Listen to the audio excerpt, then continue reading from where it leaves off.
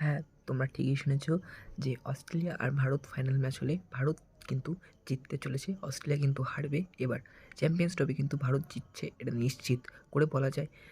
তো আমরা যদি দেখি বিগত অস্ট্রেলিয়ার ম্যাচগুলো, যেগুলো অস্ট্রেলিয়া খেলেছে সাউথ আফ্রিকার সাথে, ইংল্যান্ডের সাথে, সেই ম্যাচগুলো যদি দেখি তাহলে অস্ট্রেলিয়া কিন্তু ম্যাচ কিন্তু ব্যাটিং অর্ডারের জন্য ম্যাচগুলো জিতেছে, না হলে কিন্তু অস্ট্রেলিয়া ম্যাচ জিততো না। অস্ট্রেলিয়ার কাছে কিন্তু ভালো পেস অ্যাটাক বলার নেই। অস্ট্রেলিয়ার কাছে কিন্তু স্পিন বলারও মোটামুটি, আমি বলা নিশ্চিত যে মোটামুটিভাবে অস্ট্রেলিয়ার কাছে স্পিন বলার রয়েছে।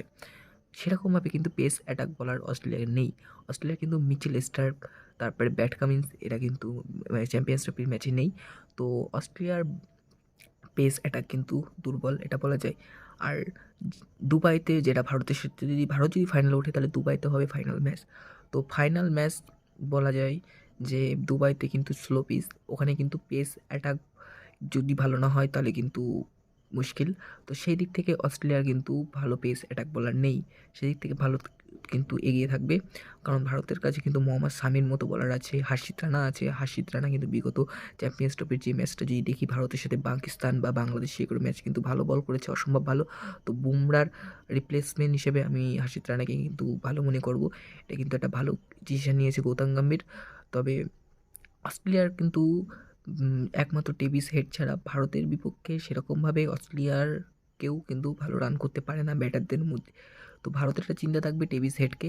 তবে এদিক থেকে হার্ষিত রানা কিন্তু মানে অনেকটা কাজ করে দিতে পারে ভারতের, কারণ হার্ষিত রানার বিপক্ষে আমরা যদি আইপিএলে যদি যদি দেখি যে ডেভিস হেডের মানে ফেস টু ফেস একটা তাহলে দেখি যে সেখানে কিন্তু ডেভিস হেড কিন্তু হার্ষিত রানার বল ফেস করতে পারে না। হার্ষিত রানা কিন্তু ডেভিস হেডকে ৩ বার আইপিএলে কিন্তু ও আউট করেছে। তো ৩ বার কিন্তু অস ডেভিস হেড কিন্তু আউট হয়েছে হার্ষিত রানার কাছে। তো হার্ষিত রানা এমন একটা বলার যে কিন্তু ডেভিস হেডের মতো প্লেয়ারকে আউট করে দিতে পারে। তো সুতরাং যদি হার্ষিত রানা ডেভিস হেডকে আউট করতে পারে, আর অস্ট্রেলিয়া যদি প্রথমে ফিল্ডিং নেয় তাহলে কিন্তু অস্ট্রেলিয়া হারবে। ভারতের প্রথমে ব্যাটিং নিতে হবে। যদি ভারত টসে হেরে যায়, ভারত যদি ফার্স্টে ফিল্ডিং নেয় তাহলে ভারত কিন্তু তাওতেও এগিয়ে থাকবে খুব বেশি। কারণ ভারত যদি ডেভিস হেড যদি হার্ষিত রানা যদি প্রথমে ডেভিস হেড যদি আউট করে দেয়, ডেভিস হেডকে হার্ষিত রানা আউট করে দিল, তাহলে ম্যাক্সওয়েল কিন্তু ভারতের বিপক্ষে অতটাও ভালো রান করতে আমি দেখিনি। বিগত কতগুলো ম্যাচ আমি দেখেছি ম্যাক্সওয়েল কিন্তু সেরকম ফর্মে নেই। অবশ্য ম্যাক্সওয়েল বড় বড় ম্যাচে রান করতে পারে, তবে ম্যাক্সওয়েল আর একা কত করবে। তো সেরকমভাবে স্মিথও কিন্তু সেরকম একটা ওডিআইতে ফর্মে নেই।